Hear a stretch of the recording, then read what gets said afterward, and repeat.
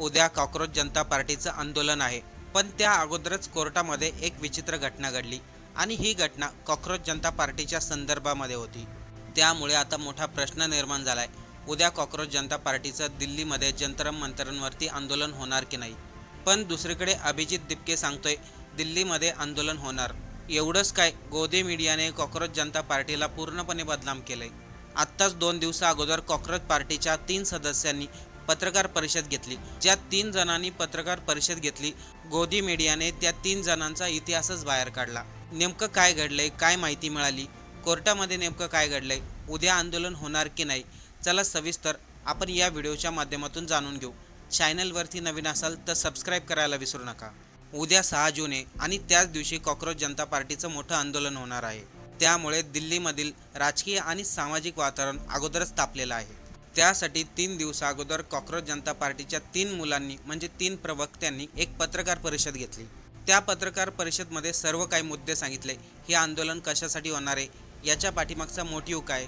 पण त्या पत्रकार परिषद नंतर झालं असं की ज्या 3 मुलांनी पत्रकार परिषद घेतली होती त्यांचा इतिहास काही चॅनलवाल्यांनी दाखवायला सुरुवात केली. म्हणजे एक प्रकारे त्यांची प्रतिमा खराब करण्याचा प्रयत्न केला गेला. कोणी सांगितलं त्या 3 मुलांमधील एका मुलाचं आम आदमी पार्टीबरोबर कनेक्शन आहे, तर कोणी सांगितलं एका मुलाचं यूट्यूबर असलेल्या ध्रुव राठीबरोबर कनेक्शन आहे. आणि हे कोणी सांगितलं, फक्त गोदी मीडियाने. एवढंच काय, अभिजित दिपकेबद्दल त्यांनी माहिती सांगितली. अभिजित दिपकेचा पासपोर्ट संपला आहे, अमेरिकेने त्याला हकलून लावले, त्यामुळे तो भारतात येत आहे. पण प्रत्यक्षात अभिजित दिपकेचा पासपोर्ट संपलेला नाही. अमेरिकेमध्ये त्याने असं कोणतंही काम केलं नाही ज्यामुळे त्याला अमेरिका हकलून देत आहे. खरं तर हे आंदोलन दाबण्याचा आणि त्याला बदनाम करण्याचा प्रयत्न चालू आहे. आपण अनेक लोकांचे व्हिडिओ पाहतात ज्यांचे लाखो व्ह्यूज येतात. ते देखील कॉक्रोच जनता पार्टीबद्दल निगेटिव्ह बोलतात. ते देखील कॉक्रोच जनता पार्टीला बदनाम करण्याचा प्रयत्न करतायत.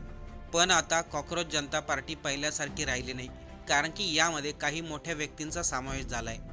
आणि ते मोठे व्यक्ती काय कोणत्या पक्षाशी संबंधित नाही आहे.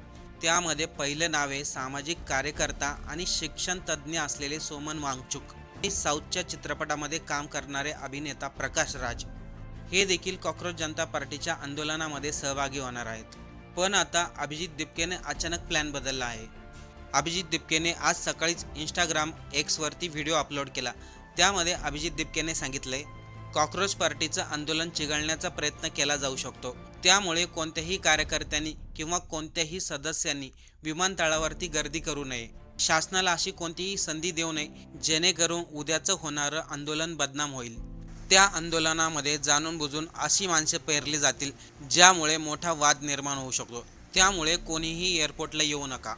अभिजित दिपकेने सांगितलं स्वतः सोमन वांगचुक हे विमानतळावरती उपस्थित राहणार आहे. त्यानंतर त्यांच्याबरोबर पोलीस स्टेशनमध्ये जाऊन जंतर मंतरवरती आंदोलन करण्याची अधिकृत परवानगी घेतली जाईल.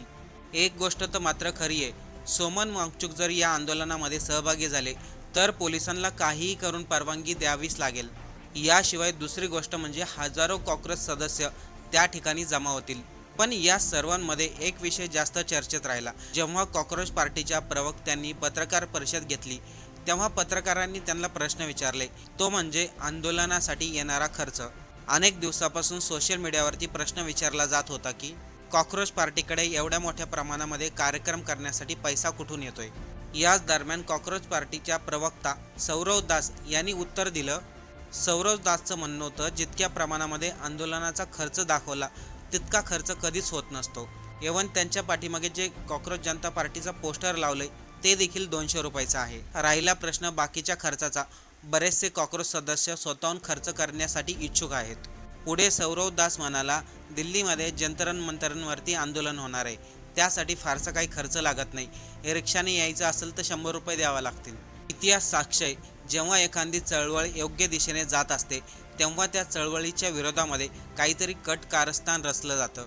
कधी त्या चळवळीला विदेशी निधीचा आरोप होतो, कधी कोणाचा पाठिंबा दिल्याचा आरोप होतो. पण कॉक्रोच पार्टीला कोणत्याही विदेशी शक्तीचा पाठिंबा नाही, कोणत्याही राजकीय पक्षाचा पाठिंबा नाही. जे कॉक्रोचचे सदस्य आहेत ते स्वतःहून येतील, स्वतःच्या खर्चाने येतील. त्यांना इतरांकडून पैसे घेण्याची गरज पडणार नाही. याच दरम्यान साऊथच्या चित्रपटामध्ये काम करणारे प्रकाश राज यांनी देखील कॉक्रोच पार्टीला समर्थन दिलंय आणि त्यांनी हेही सांगितलं 6 जूनला जमलं तर मी दिल्लीमध्ये येईल आणि कॉक्रोच पार्टीला समर्थन करेल. पण यामध्ये एक वादही झाला. काही लोक म्हणतात कॉक्रोच पार्टीला अगोदरच माहिती आहे जंतरमंतरांवरती आंदोलन करण्याची परवानगी मिळणार नाही, त्यामुळे संघर्षाची परिस्थिती निर्माण करून प्रसिद्धी मिळवण्याचा हा प्रयत्न आहे, असा देखील कॉक्रोच पार्टीवरती आरोप झाला. हे आंदोलन काही कोणत्या महागाईसाठी नाहीये किंवा कोणत्या पक्षाच्या विरोधात नाहीये. हे आंदोलन होत आहे शिक्षण व्यवस्थेमध्ये जे काही घोटाळे चालू आहेत, जे काही विद्यार्थ्यांचं नुकसान झाले त्यासाठी. शिक्षण मंत्री असलेले धर्मेंद्र प्रधान यांनी आपल्या पदाचा राजीनामा द्यावा. आता कॉक्रोच जनता पार्टी आंदोलन करते असं नाहीये. देशामधील अनेक लाखो विद्यार्थ्यांनी देखील आंदोलन केले धर्मेंद्र प्रधान यांच्या राजीनाम्यासाठी, पण आत्तापर्यंत अजूनही धर्मेंद्र प्रधान यांनी राजीनामा काही दिलेला नाही. त्यामुळेच कॉक्रोच जनता पार्टीने स्वतःहून ठरवलं ते मैदानात उतरणार, आंदोलनाच्या मार्फत त्यांच्या राजीनाम्याची मागणी करणार. सामाजिक कार्यकर्ता आणि शिक्षण तज्ज्ञ असलेले सोमन वांगचुक यांनी देखील या आंदोलनासाठी एक अट घातली आहे. ते म्हणाले, आंदोलन पूर्णपणे शांत पद्धतीने व्हायला हवं, कोणीही आंदोलन चिघळण्याचा प्रयत्न करता कामा नये. दुसरीकडे कॉक्रोच पार्टीबद्दल कोर्टामध्ये याचिका दाखल झाली होती. कॉक्रोच पार्टी ही देशाच्या विरोधामध्ये काम करत आहे अशी याचिका दाखल केली होती. त्यामुळे त्यांचे सर्व अकाउंट सस्पेंड करून टाकावे, पण सुप्रीम कोर्टाने वेगळाच निकाल दिला. त्यांनी सांगितलं कॉक्रोच जनता पार्टीने असा कोणता नियम मोडलाय, कोणतं उल्लंघन केले ज्यामुळं देशाला धोका होऊ शकतो, त्याचं स्पष्टीकरण हवं आहे. त्यानंतरच कॉक्रोच जनता पार्टीचं अकाउंट डिलीट करायचं, सस्पेंड करायचं यावरती निर्णय घेतला जाईल. पण जेव्हा कॉक्रोच पार्टीने आंदोलन होणार आहे अशी भूमिका घेतल्यानंतर अनेक लोकांनी कॉक्रोच पार्टीला बदनाम करण्याचा प्रयत्न सुरू केला. म्हणजे थोडक्यात कोणीही शिक्षण व्यवस्थेबद्दल बोलायचं नाही, सरकारला जाब विचारायचं नाही, जे काही चाललं ते गप्पपणे सहन करायचं. आणि हे सर्व कोण करतंय आपल्याला माहिती आहे. काही न्यूज चॅनल कोणासाठी काम करतायत, पण आजची तरुण पिढी हुशार आहे, शिकलेली आहे, त्यामुळे त्यांना समजतंय कोण कोणाच्या बाजूनी बोलतंय आणि कोणासाठी हे सर्व काही चालू आहे. आता प्रत्येक तरुण कॉक्रोच जनता पार्टीला सहभागी होतोय, त्यांना समर्थन करतोय. बाकीच्या गोदी मीडिया चॅनलनी काहीही सांगितलं तरी त्यांच्यावरती कोणी विश्वास ठेवायला तयार नाही. आपण या आंदोलनामध्ये सहभागी होणार आहात का? आपलं याबद्दल काय मत आहे? आणि उद्याचं आंदोलन शांततेमध्ये होईल का? याबद्दल आपल्याला काय वाटतंय? आपलं मत कमेंट करून नक्की सांगा.